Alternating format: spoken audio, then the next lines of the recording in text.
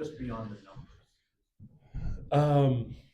I think a lot of has been a really positive vibe from a leadership standpoint, from a professionalism standpoint, showing them how, but because to survive in this league as long as Russ has and to be as productive as he's been, he has a whole thing that he goes through, and it's not by chance or mistake that he has been as successful as he's been. Watching him go through that, and I think it's really good for them. Also, his willingness to speak out, like talk about it. What are we doing right here? What do you want to do? What are our options? In-game adjustment. This is what we can do. Even a little overhead pass the other night. We ran the same play I think 3 times in a row, and the second time Max came up to run a step up, and then he just went back door and he just threw it up to him and he laid it up. Well, Russ, Max, and myself were in the gym and we were just talking pick and rolls and going through stuff, and that was one of the options. And it's just more about like a lot of players, and you guys have heard me say this, like they run plays instead of playing. That was just a byproduct of playing. He got ready to go up the floor, guy got above him, and he stopped and went back door. And there you go.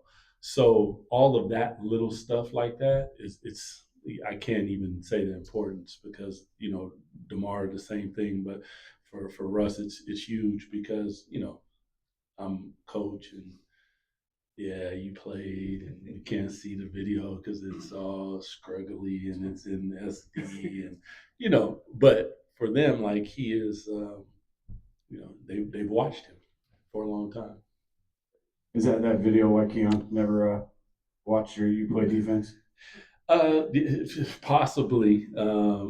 It's funny. There's a couple of videos. One of them being a bit violent is very clear. Yeah, I've seen that. Yeah. Hey, the best left ever hooked in NBA history. Just saying. Yeah. Doug, the draft's obviously very important to every team, and maybe especially in certain markets. Like, what are your thoughts though on like the concept of tanking, and is it something the NBA can or should do something to control? Yeah, I mean, for me, this is just me personally. I don't mess with the game. You do not mess with the game. The game, like you let the game do what it's gonna do. There has to be a respect for the game and how you go about the game and how you play the game. And in my opinion, like stuff like that scars the players. Like, how can I hold you accountable? And then there was a point where I was like, that's just me.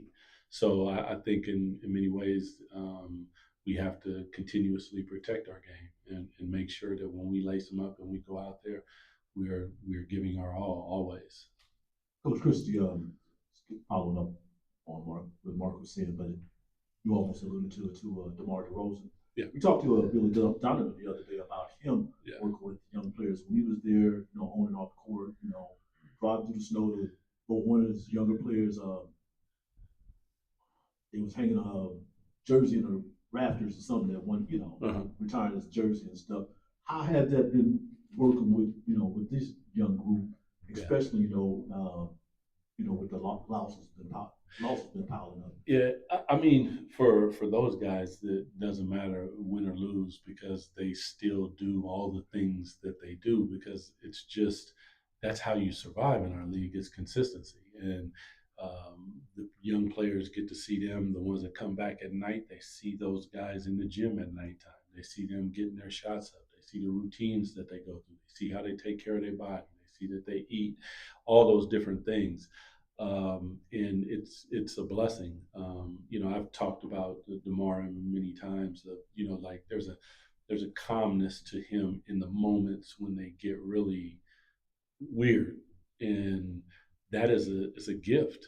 And is it breathing? Is it because in life you've been in a lot of there's a lot of different reasons, and those are what I would consider corporate knowledge that you try to pay forward and pass on. And he's been more than um, gracious to speak and work and talk to any of our young players because in those moments as we go forward, you know Keegan Murray's, your Nick Clifford's, your Max, and all these guys are going to be at the free throw line. They're going to be ball in their hands. Like, what's your process? Do you have enough awareness about yourself to be at one end of the floor and look at the other end of the floor and see the shot clock? Are you reading the defense? You know how to bump a guy? Did you use all your bullets earlier? Did you set them up for the game for this particular moment? There's a lot of different things, and those guys have been really good about passing that info on. Doug, kind of tying all of it together, the Russ, the DeMar, the tanking conversation, how have the veterans, those two specifically, since they're the ones who have played the majority of the season, how have they handled sort of the moments where it's like, hey, it's not your turn. We need to make sure that these guys are growing and they're learning and they're doing what they're supposed to do as well. Yeah, I think that you've seen it because they come to play every single night, and there's a respect that goes with that. Like, this league is hard as hell. This season hasn't been what we would want, but there's been so many injuries and so many different things that have happened, and they haven't relented in how they go about their business, and that's super important because to that point about tanking and all that, like, I personally think that hurts the kids because I don't. When you go out there, you get at it. And listen, if they beat you, shake their hand and they won. But how those guys go about their business and how hard they play and how much they want to win and how losing hurts them, and when after the game they're not happy. The next day they're not happy. Try to have a 24-hour rule that you got to let that thing go at some point. But the point is that they are vested, and that's a good thing. Doug, an observation of mine about Max, he seems to be really, really good about finding pockets of space in the paint when the defense collapses, when you have a Russ or a guard attacking.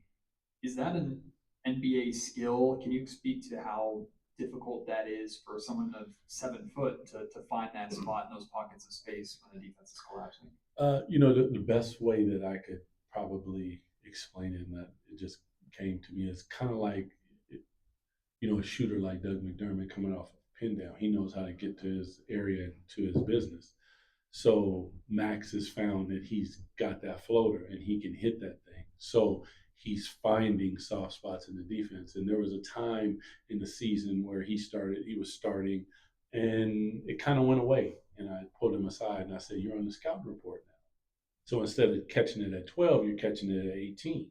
Well, 18 ain't a floater. 18 is a jumper. 12 is a floater for you. So now you got to set that screen and roll hard as hell, because now you're setting your game up. So when he now rolls hard and then he gets something at the rim, now when he gets ready to roll, they back up and now he finds his 12 feet again. See, if he starts looking for that pocket, it's going to disappear. It's not going to be there. It's a game within a game that he has to, that's when guys top block Doug McDermott or Malik. Now you come up the middle and you do snap action or Spain action, whatever you guys want to call it, where now you still find an opening because you've caused, some kind of chaos that happens where you still find yourself to get open. So for him, impressive that he took that information and started rolling hard. Sometimes I want to see him roll hard anyway, but the point is he's really good at it, and happy to see it. Yep. Appreciate you guys.